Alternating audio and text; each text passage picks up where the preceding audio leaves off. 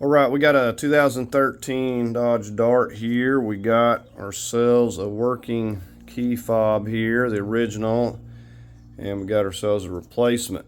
Now, when you get these replacements, you want to make sure that it's an OEM key fob or it has the OEM electronics. They have a lot of them that are refurbished, so I never use the aftermarket. Not saying they don't work, but I only get the OEM electronics. All right, first thing, we're going to get our VCI hooked up here in the OBD port, just like you would any scan tool.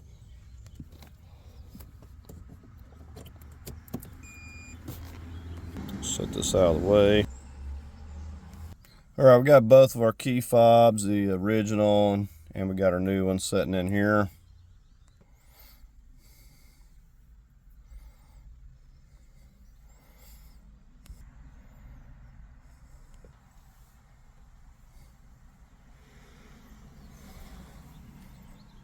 All right, so it's going to prompt us. We're just going to take our original key and turn it to the on position.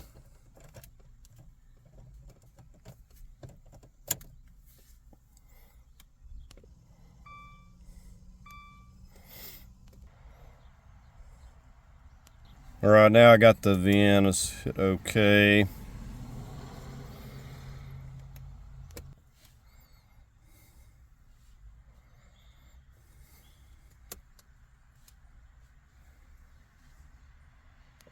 All right, so we're going to turn the ignition back off and turn the hazards on. That's going to keep the BCM awake, basically.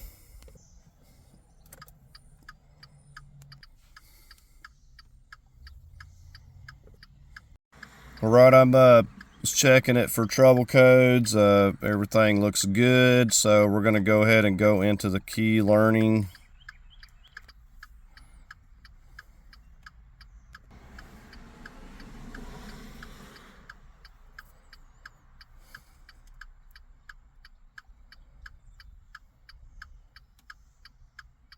It's just verifying that I got the pin code. So it's just telling me to have the hazards on. We got to turn the ignition back off. And it's telling me the number of keys and asks me if I want to continue to learn. So it's telling me to take the new key and put it near the console or near the start button and repeatedly press the unlock within 60 seconds of hitting this OK.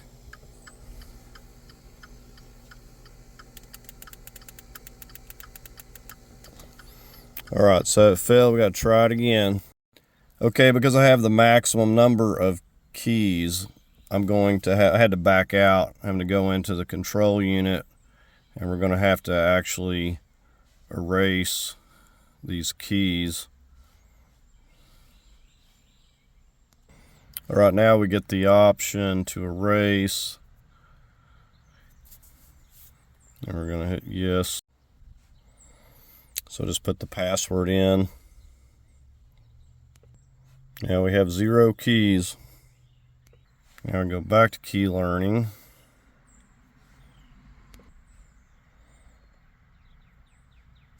So we're going to start with our original key. We're going to hit OK, and we're going to hold it up here, and it'll tell us if we passed or failed. All right, I didn't have my emergencies on that time. Okay, second mistake, I was in the wrong function. I was supposed to be in the phobic key.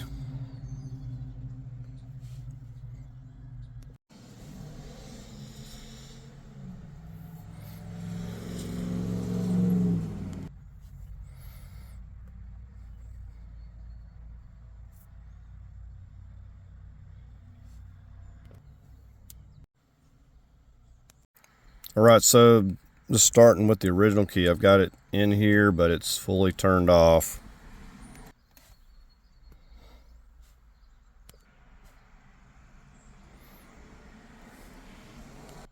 All right, it's just asking me to go on to the next key. You're going to hit yes.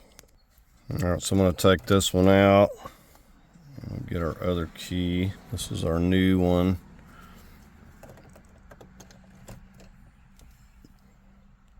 Just make sure ignition's off.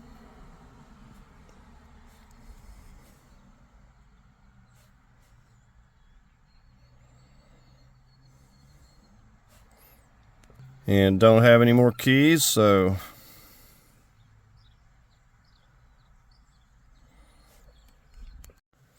alright, now we're just going to verify that it's working.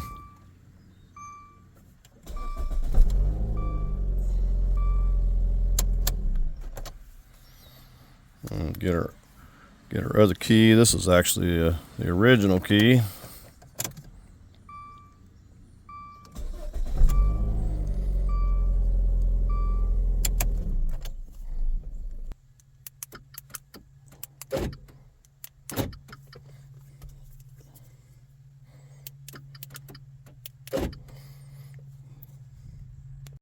Right, so I'm just going to check out the remote start function, make sure that's working on both of them.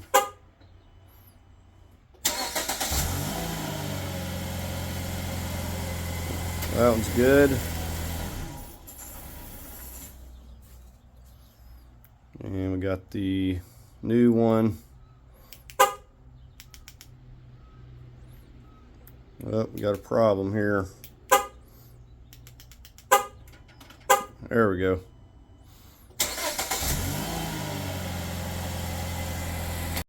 Alright, so anyway, that's going to do it for this video of programming this additional fob. Just wanted to show y'all the process, and I was using this IM608S to program that. So anyways, hope you enjoyed the video. Please like, share, and subscribe, and thanks for watching.